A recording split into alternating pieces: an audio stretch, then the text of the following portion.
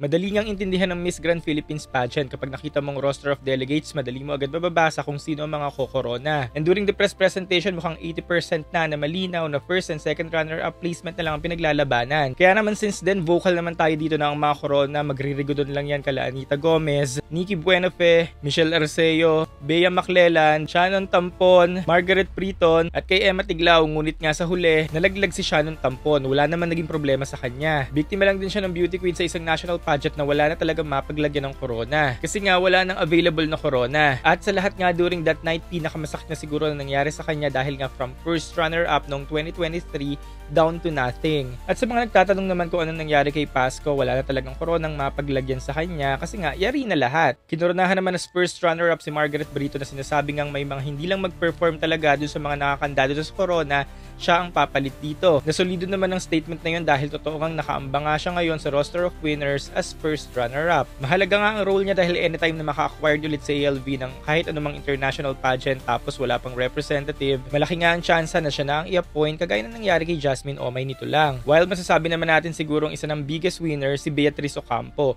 Siya na siguro ang ultimate dark horse ng edisyon na ito. Although nandyan siya, napapansin siya since presentation pero wala nga nag-expect na lalayo ang placement niya. Ibang klaseng gigil at ganda rin naman talaga ang pinakita kasi nito all throughout the competition. Habang ibinigay naman ang Face of Beauty Philippines title kay Nikki Buenafe. At ito na nga ang kanyang pangalawang titulo under ALV Pageant Circle matapos niya makakuha last year sa Miss World Philippines. Kumbisa pa lang sinasabi na natin na para sa kanya na talaga to. At yun, nangyari nga. Another ALV baby naman na nakoronahan ay si Michelle Arceo. Pero Tourism World title naman na naibigay sa kanya. Taliwas nga to sa hangarin niya at sa pangatlong pagkakataon, ito na nga ang kanyang pangatlong corona under ALV Pageant Circle. At marahil nga ang jump na ito ay cutback na from her Reina Hispano-Americana placement in 2023. Lulubog lilitaw ang pageant na ito. Huling naganap ito noong 2022 kung saan nag-first runner-up ang Pilipinas. Ito nga si Justin Felizarta. At sa ngayon marahil hindi pa nga kumpirma kung magkakaroon ito sa 2026. While ang biggest winner at ang authentic na winning ay nangyari na siguro kay Beatrice Maclelan. Sure naman ako nakokorona talaga to pero akala nga natin Asia Pacific pero sino nga mag-aakala na siyang ilalagay sa Reina Hispano. Ito na nga talaga ang kanyang revenge matapos ang mangyari sa kanya sa kabilang pageant nito lang. And kagaya nga rin ng laban niya noon, tahimik lang siya ngayon, nag-aabang ng tamang timing. Dito nga natin napatunayan na iba talaga ang power kapag low-key ka lang. While ang second top crowd naman ngayon ng Asia Pacific ay ibinigay naman kay Gomez. Longest running pageant, totoy pa lang ako napapanood ko na ito. At sa lahat nga na nakoronahan ng linggo, si Anita Gomez ay may pinakamalaking chance na mag-back-to-back sa international pageant niya